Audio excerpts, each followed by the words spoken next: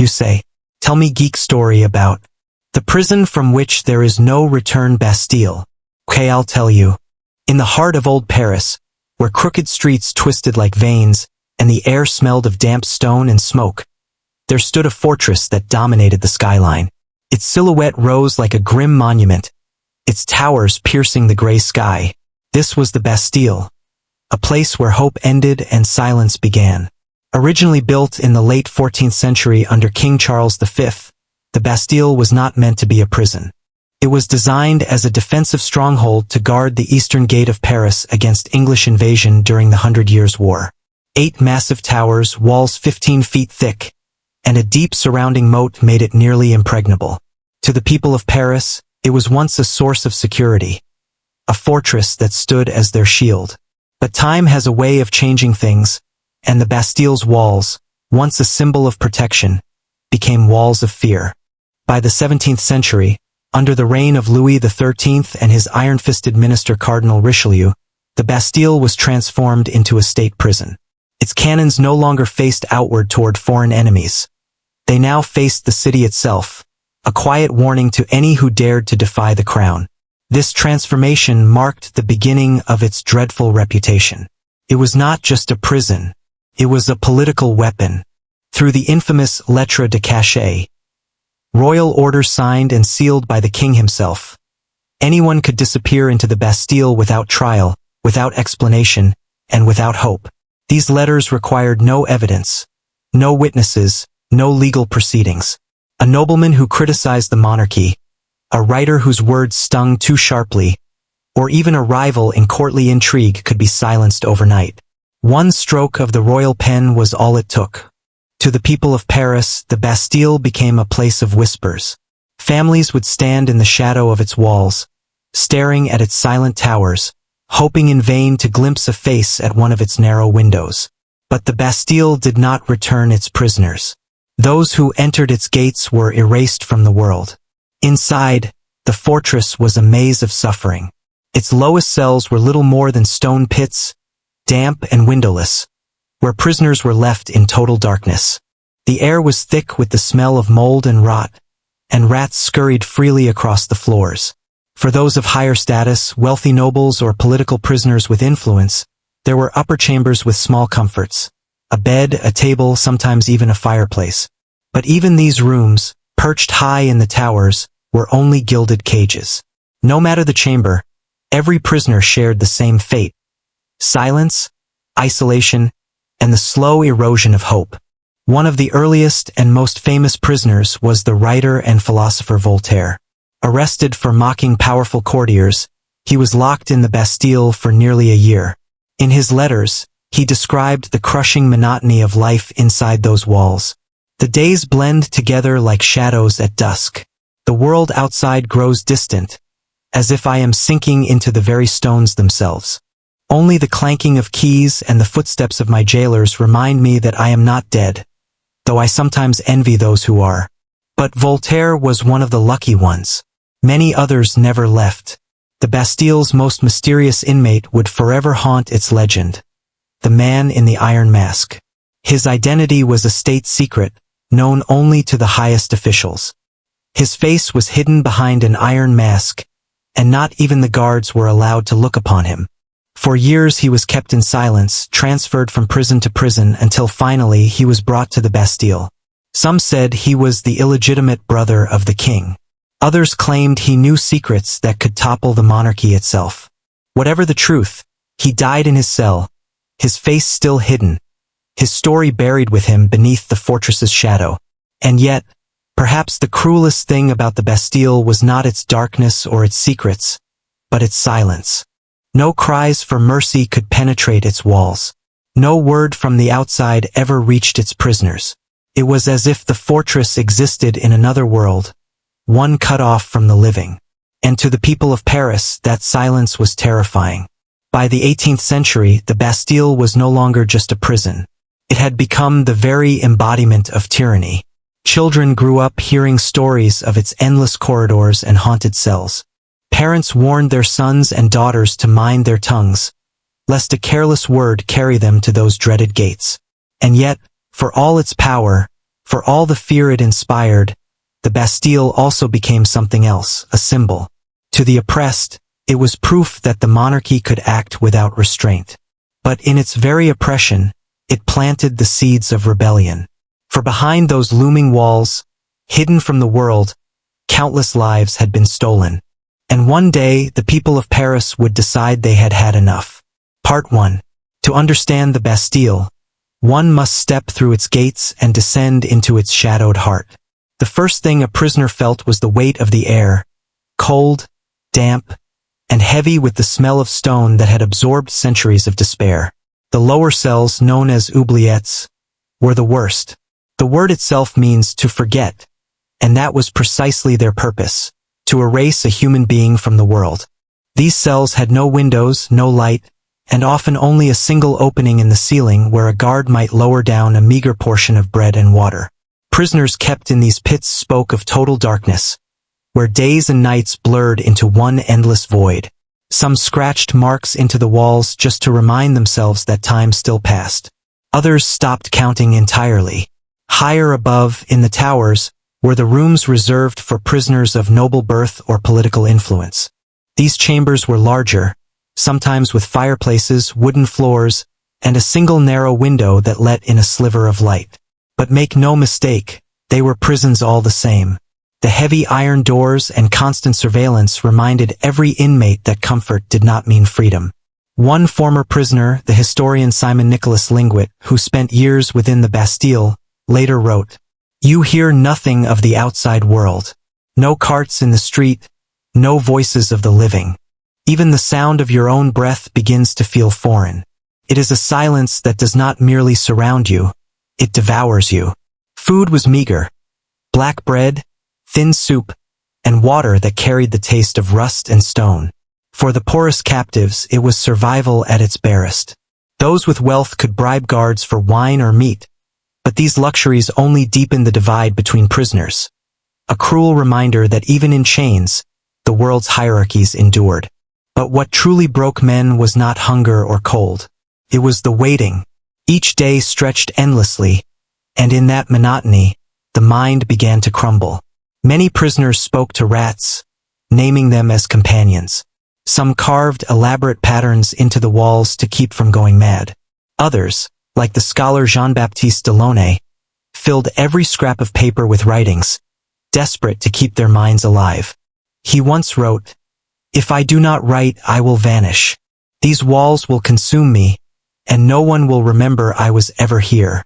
Guards patrolled the corridors with an eerie detachment. They were not cruel for cruelty's sake. Most did not need to be. The Bastille itself was punishment enough. Some guards even pitied their captives, though pity was forbidden to show.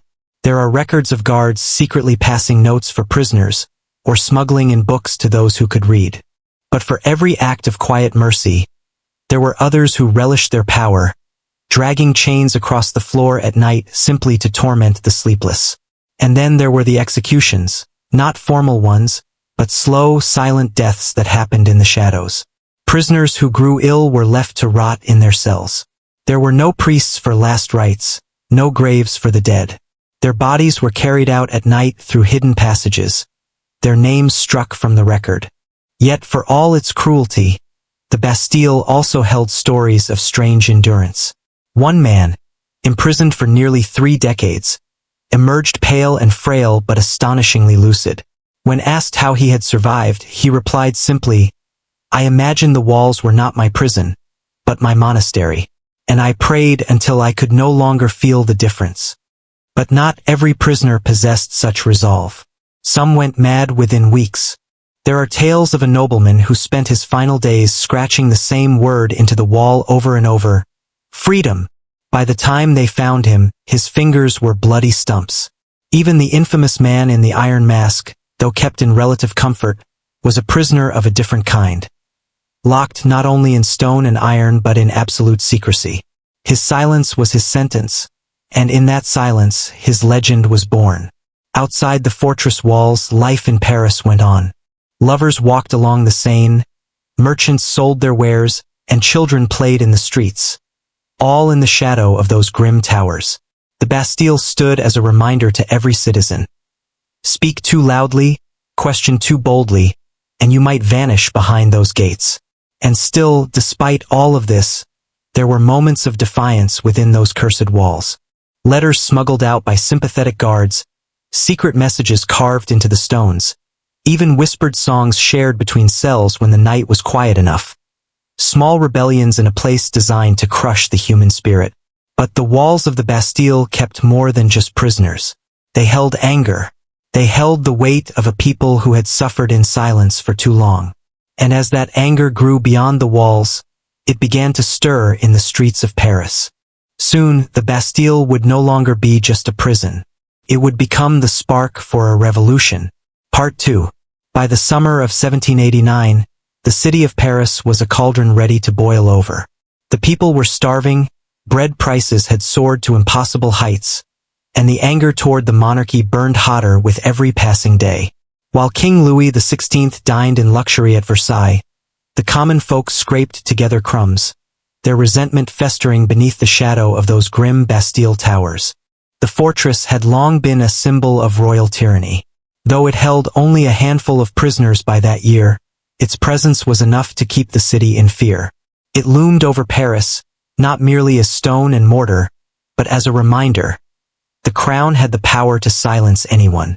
And yet, on the morning of July 14, 1789, that fear finally cracked. Crowds gathered in the streets, at first in anger, then in resolve. They armed themselves with whatever they could find. Muskets seized from the invalids, swords, axes, and even farm tools. The Bastille, they decided, would fall not because of the few prisoners within, but because of what it represented. The march toward the fortress was like a tidal wave. Thousands of Parisians surged through the streets, their chants echoing off the stone buildings. Down with the Bastille! By the time they reached its gates, the crowd had swelled into a sea of faces, a furious mob united by desperation and hope. The Bastille's governor, Bernard-René Delaunay, stood atop its walls, staring down at the mass of humanity below. Inside the fortress, cannons were primed, and the handful of soldiers stationed there prepared for a fight. Yet Delaunay hesitated. He knew that one shot could ignite a massacre. Negotiations began. Representatives from the crowd demanded entry, the surrender of the fortress, and the weapons stored within. Hours passed under the sweltering July sun as tempers frayed. And then suddenly, a gunshot rang out. No one knew who fired it, but it was enough. The storming began. The crowd surged forward, ramming the gates with beams and hacking at them with axes. Smoke filled the air as musket fire cracked from the walls. But for every man who fell, two more took his place. The people of Paris would not be denied. They were fighting not merely for a prison, but for their dignity, their freedom, and their future. As the battle raged, the sky darkened with gunpowder smoke. Blood ran in the gutters. Witnesses later described the deafening roar of the mob, a sound like thunder pounding against the walls of tyranny. Hours dragged on, but at last, the fortress's defenders began to falter. Some soldiers even joined the crowd, unwilling to die for a symbol that no longer had meaning. By late afternoon, the gates of the Bastille fell. The mob poured inside like a flood, sweeping through its courtyards, tearing down its doors. They found only 7 prisoners. 4 forgers, 2 madmen, and 1 nobleman locked away for scandal. But it didn't matter. The people had not come for the prisoners. They had come for the Bastille itself. Governor Delaunay, cornered by the furious mob, tried to negotiate. He reportedly offered to blow up the fortress and everyone in it rather than surrender. But before he could act, the crowd seized him. Dragged into the streets, he was beaten, stabbed, and finally beheaded. His head, mounted on a pike, was paraded through Paris, a grim trophy of the people's first victory. And as the sun set over the city, a cheer rose up from the crowd that shook the very foundations of the monarchy. The Bastille, once an unassailable fortress of fear, had fallen to the hands of the people. That night, torches lit up the Parisian sky. Men and women celebrated in the streets, their voices raw from shouting. For the first time, they felt a glimmer of true power, the realization that the crown was not untouchable.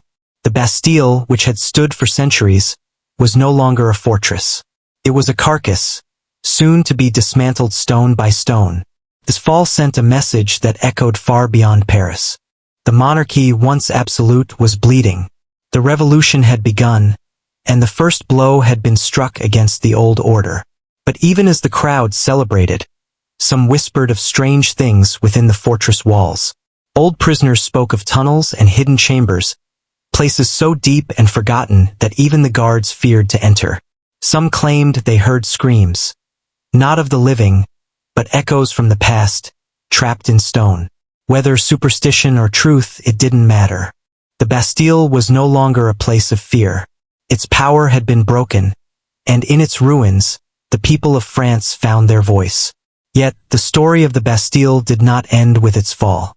Its stones, torn down by revolutionaries, would soon be scattered across Paris, embedded into bridges, fountains, and monuments. Every piece of it became a reminder, not of tyranny, but of the day the people tore tyranny down. Part 3. When the gates of the Bastille fell and its walls were torn apart stone by stone, Paris roared with triumph. For days, the people celebrated in the streets.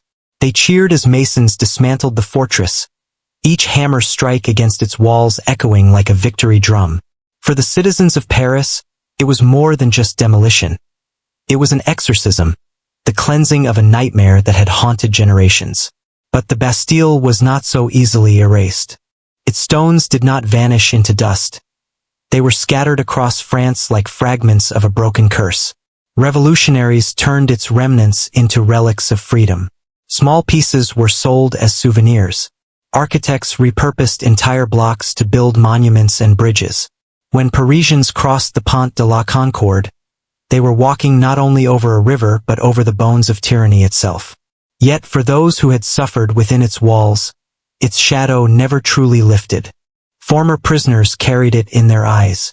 They spoke of cells so dark that they forgot what sunlight looked like, of silence so deep that they doubted their own voices.